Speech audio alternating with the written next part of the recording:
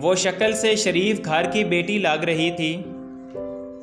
मैं पास गया तो मेरे करीब आकर बोली, चलोगे साहब?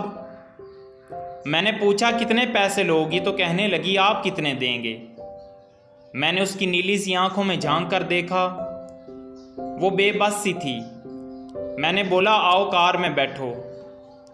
वो डर रही थी और कहने लगी कितने आदमी हो? मैंने कहा डरो नहीं, मैं अकेला ही हूँ। वो खामोश बैठी रही। फिर कहने लगी आप मुझे सिगरेट से अजियत तो नहीं दोगे ना? मैं मुस्कुराया और कहा कि बिल्कुल भी नहीं। फिर उसने एक लंबी सांस भरी और पूछा, आप मेरे साथ कोई जुल्म तो नहीं करोगे? आप चाहे मुझे 500 रुपये कम दे देना, लेकिन मेरे साथ बुरा सलूक प्लीज़ मत करना। वो बहुत खूबसूरत थी, मासूमियत उसकी बातों से टपक रही थी। फिर भी खुदा जाने वो क्यों जिस्म बेचने पर मजबूर थी। वो नहीं जानती थी मैं कौन हूँ। मैंने पूछा खाना खाया है? कहने लगी नहीं। मैंने अपनी कार एक होटल के सामने रोकी और खाना पैक करने को कहा। वो होटल वाला मुझे जानता था, उसने जल्दी से खाना पैक कर दिया और मैं वापस आकर अपनी कार में बैठ गया और अपने ऑफिस की तरफ चल दिया। जब ऑफिस पहुंचा तो चौकीदार ने दरवाज़ा खोला। मैंने कार एक तरफ पार की और उस वक्त रात के 11 बज रहे थे। सब ऑफिस में अपना अपना काम कर रहे थे।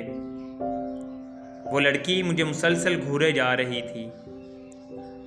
मैंने खाना प्लेट में डाला और उसे कहा कि हाथ धो लो और खाना खा लो। वो कहने लगी मैंने खाना नहीं खाना। मैंने प्यार से कहा डरो नहीं, कुछ नहीं होगा, खाना खाओ।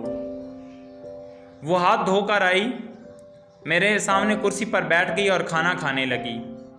जब खाना खा लिया तो कहने लगी ये जो खाना बच गया है क्या मैं घर ले जा सकती हूँ? मैं मुस्कुराया कि बिल्कुल भी नहीं।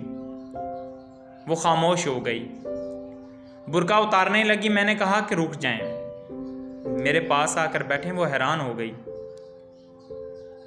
मेरी आंखों में देखकर बोली जल्दी से अपना काम करें और मुझे वापस घर छोड़ आएं। मैंने कहा मैं नहीं पूछूंगा क्यों करती हो और अपना जिस्म क्यों बेचती हो, बस इतना कहूंगा छोड़ सकती हो क्या ये सब? वो मेरे चेहरे की तरफ देखने लगी, आप पागल लग रहे हैं मुझे। मैंने उसकी आंखों में देखा, हाँ मैं पागल ही हूं, सब पागल ही समझते हैं मुझे। वो कहने लगी अगर कुछ करना नहीं है तो मुझे घर वापस छोड़ आएं। मैंने उसके सर पर हाथ रखा और अपने पर्स से 10,000 रुपये निकाले और उसके हाथ पर रखे।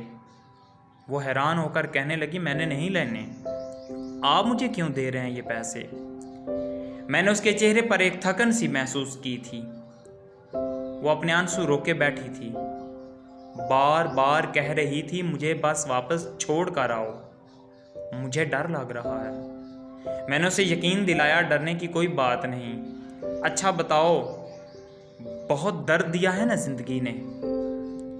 यह सुनना था। उसकी आंखें नाम होगी जैसे कोई क़यामत गिर गई हो।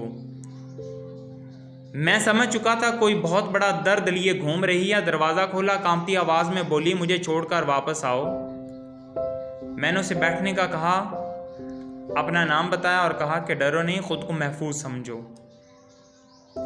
उसे जब यकीन हो गया परेशानी वाली कोई बात नहीं तो वो बताने लगी शौहर मर गया है और 3 बेटियां हैं। ससुराल वालों ने घर से निकाल दिया है। माँ बाप फौत हो चुके हैं, भाई कोई है नहीं। मामू के घर आई, मामू के बेटे ने मेरे साथ ज्यादती की। मैंने मामी को बताया तो सब मुझे ही गलत समझने लगे। मुझे धक्के देकर घर से निकाल दिया। दूर के रिश्तेदार ने एक बुड्ढे से मेरी शादी करवाई, उसके भी बच्चे थे। उसके बच्चों ने मुझे बहुत जलील किया। फिर वो शौहर भी फौत हो गया। बेटियों को लिए दर बदर भटकने लगी। ना छत थी ना रोटी, भूख और अफलास थी। सड़क पे खड़ी थी, एक साहब आए और कहने लगे कि 1 घंटे का 5,000 दूंगा। ना चाहते हो भी माँ की ममता हालात की सताई हुई, और क्या करती, चल दी साथ। अब हर रोज़ जिस्म बेचती हूँ, किराए का घर लिया है, बेटियों को अकेला छोड़ कर आती हूँ। क्या करूँ, बहुत बार सोचा खुदकुशी कर लूं, लेकिन बेटियों को देखकर हिम्मत नहीं होती। वो रो रही थी। मैं ज़माने की बेहिसी महसूस कर रहा था। उसके सर पर हाथ रखा और उसे कहा कि तुम्हारा भाई है, आज से तुम अपनी बेटियों को लो और मेरे ऑफिस के ऊपर वाले एक रूम में रहो। वो यकीन नहीं कर पा रही थी। कार में बिठाया, उसके घर पहुंचा। बेटियां सोई हुई थीं, बहुत प्यारी थीं। गोद में उठाया, दिल को सुकून मिला। वो मुसलसल रोए जा रही थी। मुझे कहने लगी, आप फरिश्ते हैं। मैं उसे अपने ऑफिस वापस ले आया। वो बहुत दुआएं देने लगी। झोली उठाकर न जाने कितनी दुआएं देती रही। मैंने उसे कहा, जल्दी जाकर सो जाओ। अपने ऑफिस में वापस आ गया। मेरे सामने वो चेहरा गुजरा जो एक लड़की अपने शौहर से झगड़ा कर रही थी। उसे कह रही थी, मुझे तलाक दो, तुमको मेरी कदर ही नहीं। वो अपना घर जला रही थी अपनी बेवकूफ़ी की वजह से।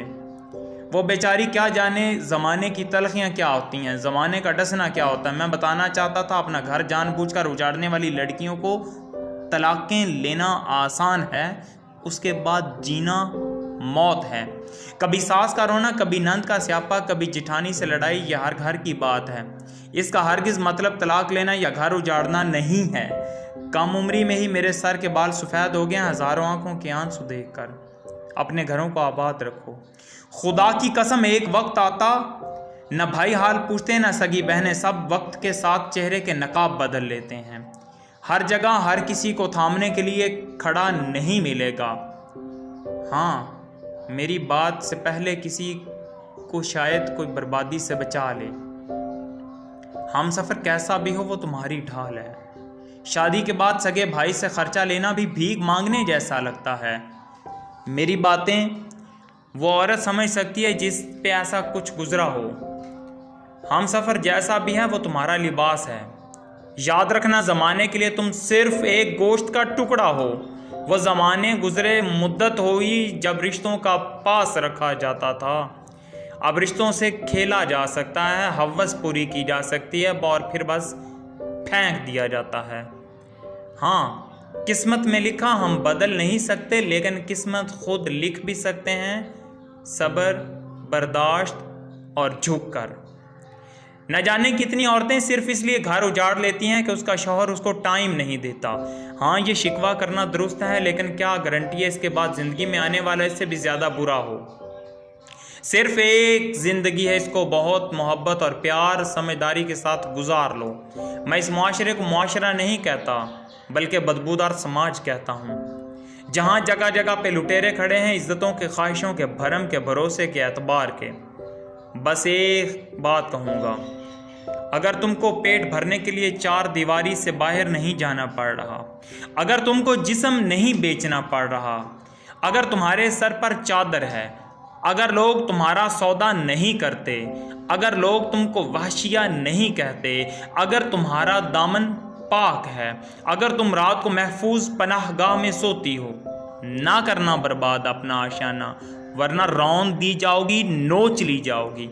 जो तलाक लिए बैठी हैं, पूछो उनसे, वो सोच रही होती है, न जाने कितने बच्चों की बाप की हम सफ़र बनूंगी, न जाने वो कैसा सलूक करेगा, और फिर सारी ज़िंदगी ये ताना सुनते गुजर जाती हैं, इतनी अच्छी होती तो तलाक क्यों लेती।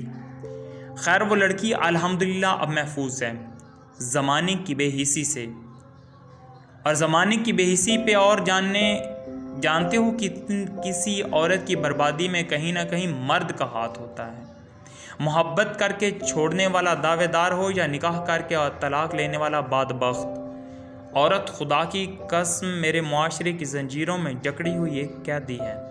कभी बाप की पगड़ी पे लूट गई, तो कभी सास के जहर आलूद लहजे पे, कभी शौहर की अना पे खाक हो गई, तो कभी औलाद की वजह से। मर्द अगर समझ जाए मेरी इस तहरीर को, तो शायद मेरा मुआशरा बदल जाए। हाँ, कुछ औरतें होती हैं बाजारी, जिनको जितनी भी इज्जत दो, वो इज़्ज़त की चादर से ज़्यादा बाज़ार की रौनक बनना पसंद करती हैं। फिर ऐसी बदबख्त औरतें एक बदबूदार मुआशरे को जन्म देती हैं।